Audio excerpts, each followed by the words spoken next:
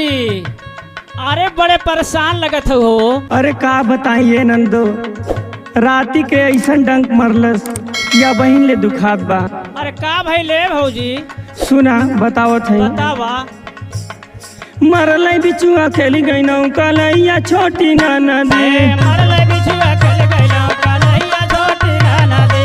मरल बिचुआ खेल गइलो कलैया छोटी नाना दे। कलैया छोटी नाना दे, कलैया छोटी नाना दे। मरल बिचुआ खेल गइलो कलैया छोटी नाना दे। मरल बिचुआ खेल गइलो कलैया छोटी नाना दे। अरे तो भौजी, अरे बसवरिया बाबा के बोलाई के झरवाइल हो तू हो। का बताई हो, उहो ना आइनन। सुना बोला। अरे ससुर जो गईले झरवैया बोलावे। अरे ससुर जो गईले झरवैया बोलावे। तब का भयल? अरे आइल हैया मरी गई झरवैया छोटी नाना दी। मरल बिचुआ खेली गई नौ कलैया छोटी नाना दी। मरल बिचुआ खेली गइलो कलैया छोटी नाना दे। मरल बिचुआ खेली गइलो कलैया छोटी। ए कलैया छोटी नाना दी, कलैया छोटी नाना दी। मरल बिचुआ खेली गइलो कलैया छोटी नाना दे। मरल बिचुआ खेली गइलो कलैया छोटी नाना दे।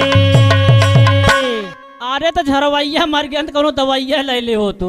तो का बताई, रात रात डॉक्टरों तो कुल बंद कर चली गई न। हाय हाय हाय। और सुना। बोला।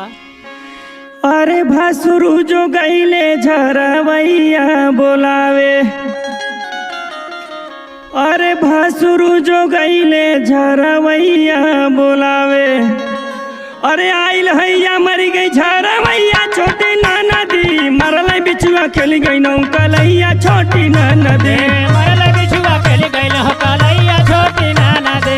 मरल बिचुआ खेली गइलो कलैया छोटी। ए कलैया छोटी नाना दे, कलैया छोटी नाना दे। मरल बिचुआ खेली गइलो कलैया छोटी नाना दे। मरल बिचुआ खेली गइलो कलैया छोटी नाना दे। अरे तो और क्यों ना रहा पास पड़ोस में?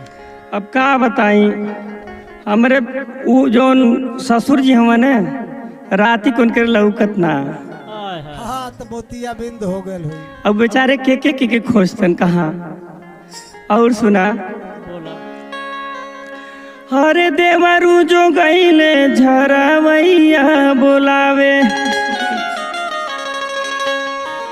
अरे देवरू जो गईले झरवैया बोलावे।